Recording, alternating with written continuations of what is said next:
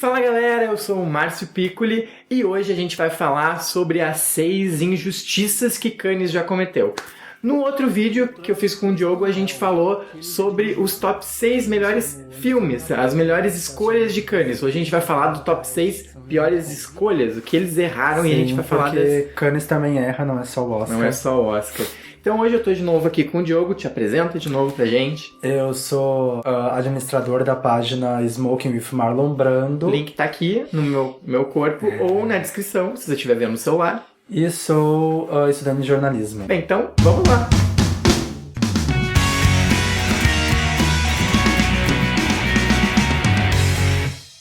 E nossa primeira injustiça foi a que fizeram com o Hiroshima, Meu Amor, que é um filme do Alain Resnais, que é um diretor super importante pro cinema. E no ano de 1959 ele acabou perdendo pra Orfeu Negro. Que eu gosto bastante. Tu gosta bastante, eu gosto mais ou menos. Tá, o filme é bom, mas deixar de dar pro Alain Resnais, que era o Hiroshima, Meu Amor, era o primeiro filme dele, e depois a importância que o Alain Resnais teve pro cinema, e não dá pra ele, foi um tiro no pé no Cannes e Sim. Que eles acabam se arrependendo até hoje, inclusive, né? Nesse mesmo ano, Hiroshima, Meu Amor concorria junto com Orfeu Negro, que foi o que ganhou, com Os Incompreendidos, né?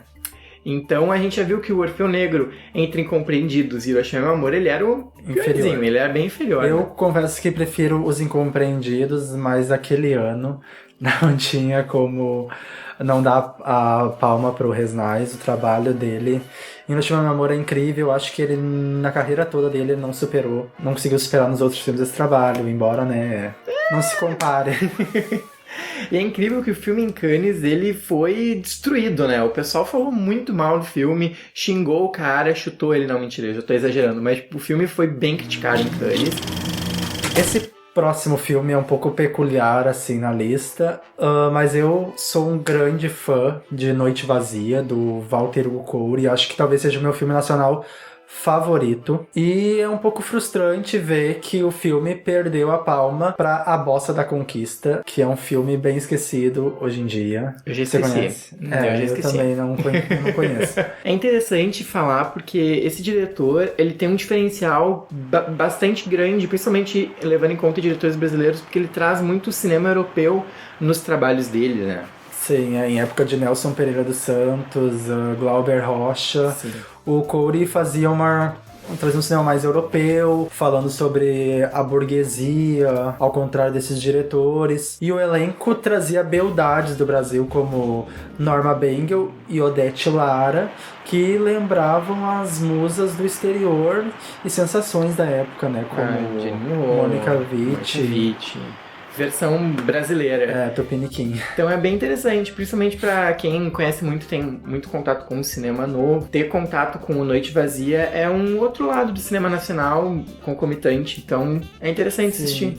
E eu acho que a Palma de Ouro seria ideal pra colocar o nome do Couri na cinematografia brasileira, porque ele é, sem dúvida, um pouco esquecido. Bem esquecido. Em meio a esses diretores. E também ter uma maior evidência do cinema mundial, né? Que acho que ele, sem dúvida, merecia. Então agora, no nosso terceiro filme, a gente vai falar de um dos meus diretores favoritos, que é Andrei Tarkovsky e o seu O Sacrifício, que foi roubado em Cannes. Bem, o filme perdeu pro A Missão, do Roland Joffé. Acho que é assim, né? Roland Joffé. Eu sempre erro o nome do cara. Nesse mesmo ano também concorria Martin Scorsese, com o Depois de Horas, e o Arnaldo Jabor com Eu Sei Que Vou Te Amar, né? Que venceu o prêmio de melhor atriz pra Fernanda Torres. E por que, na minha opinião, foi uma injustiça? E acho que o Diogo concorda comigo.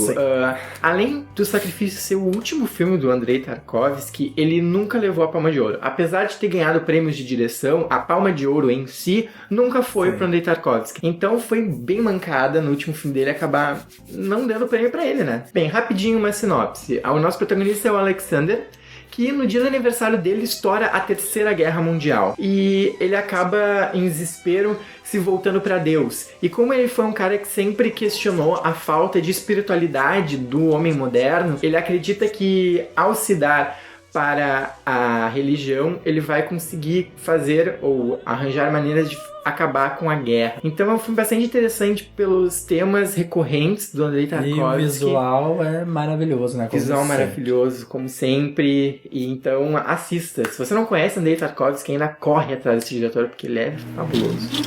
Confesso que eu fiquei um pouco na dúvida em qual filme colocar, porque esse ano é sem dúvida um dos melhores de Cannes, que tinha uma das melhores seleções. Contava com filmes como Gritos e Sussurros, do Bergman, A Noite Americana, A Mãe e a Puta, O Planeta Fantástico, entre vários outros. E até aconteceu uma divisão de prêmios. 2 filmes venceram a palma, que é O Assalariado e Espantalho, que são filmes bem desconhecidos. Comparada à lista do universo que tu tinha, Sim. A última opção ia ser os que ganharam, né?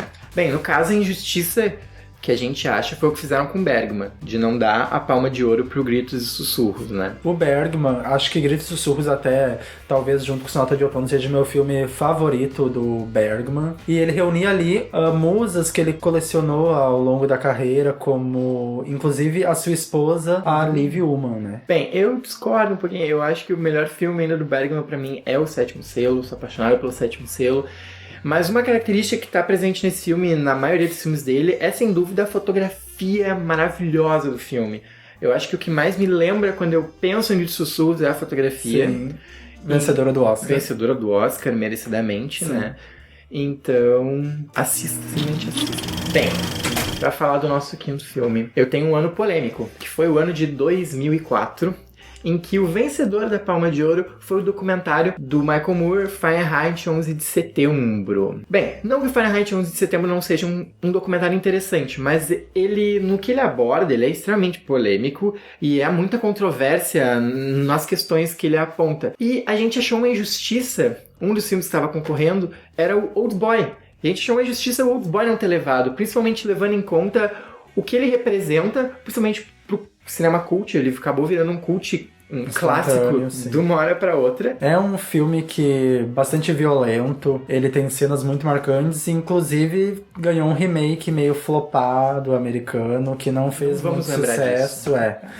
Vamos esquecer. Mas eu acho que essa foi uma tentativa de Cannes de premiar um filme polêmico que não deu muito certo. Acho que Cannes gosta dessas polêmicas, de premiar esse tipo de filme, mas dessa vez eu acho que não colou muito bem. Não rolou. Eu acho que esse nosso último filme vai ter bastante gente aí que assistiu, porque ele é bem recente, né? Na verdade... Ele é do ano passado. Passou nos cinemas esse ano ainda.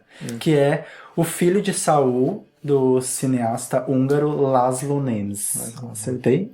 Acho que sim, né? Não sei falar húngaro. Esse ano também tinha a Carol, a Assassina. Acho que todo mundo tinha um filme preferido, fan bem favorite ali. Tava uma seleção bem interessante. Independente disso, eu acho que o que não dava pra aceitar é que o Dupin, do Jacques Audiard, acabasse com a palma. É aquela velha história. Nunca dão pro diretor. Sim. Daí quando vem um filme ruim dele, eles dão e dão. Ele tem um Profeta, de tanto bater meu coração parou. E tem vários filmes maravilhosos. Acabou ganhando prêmios inferiores, e quando ele foi vencer a palma, acabou vencendo por um filme que não seja bom. É um filme até interessante. Mas comparado com a filmografia dele... Mas comparado com a filmografia dele e com inferior. os outros concorrentes... Sim. É bem inferior. Que dessem, não só pro Filho de Saul, que desse pro Carol, que era um filme maravilhoso, Assassina. Mas dá pro Dupin, foi tipo um tiraço. Todos esses outros filmes acabaram se contentando com prêmios menores, como melhor atriz, melhor diretor. E o muito interessante do Filho de Saul é a forma como ele coloca o espectador pra dentro. Sim. Eu acho que isso é um diferencial. Fazia tempo que a gente não via um filme que simplesmente te grudava e não só te botava pra dentro, como te prendia. É uma como se estivesse no campo de uma montanha russa dentro do Holocausto, que é um tema que a maioria dos cineastas já consideravam meio batido e o diretor conseguiu reformular, trazer algo totalmente novo. Inclusive tem crítica minha desse filme no Cine Eterno, então eu vou deixar o link aqui na descrição pra você ler o que eu achei. Finalizando, eu acho que Cannes sentiu um pouco isso, até porque as críticas foram bem fortes. O filme ganhou o Oscar, ganhou o Globo de Ouro e não ganhou a Palma de Ouro, que merecia. Então é isso. Temos um top 6 filmes. São filmes não tão conhecidos, são semi-conhecidos. Provavelmente é meio difícil pegar alguém que tenha assistido todos esses. Então, Sim. vá atrás desses filmes, são filmes muito interessantes. Vá, inclusive, atrás dos filmes que a gente recomendou, que estavam concorrendo no ano. Cannes sempre tem filme bom. Isso é Sim, o diferencial de Cannes do Oscar, principalmente, é que sempre tem filme bom. Nem sempre o melhor vence, Sim. mas sempre tem filme bom. A seleção é sempre impecável. A gente demora um pouquinho pra assistir, mas vale a pena. No caso do Brasil, a gente demora anos, Sim. né? Por exemplo, tem filmes que 3 anos atrás... A gente tá assistindo agora os filmes de Cannes do ano passado. Então é sempre assim, mas... Então o Cannes já está acabando, provavelmente quando a gente lançou esse vídeo, a gente já vai ter um vencedor. Sim. Que a gente não sabe, porque a gente tá gravando antes. Vai ser Aquarius, já tá. Vai ser Aquarius, gente. Aliás, já estamos prevendo o futuro. Então é isso, galera. Até no meu próximo vídeo. Quem sabe mais uma colaboração com o Diogo, que foi bem legal. E lembrem-se, curtam a página dele, bem interessante. Se inscreva no canal, curte, compartilha. Indica filmes que a gente esqueceu, fala de outras injustiças. E é isso.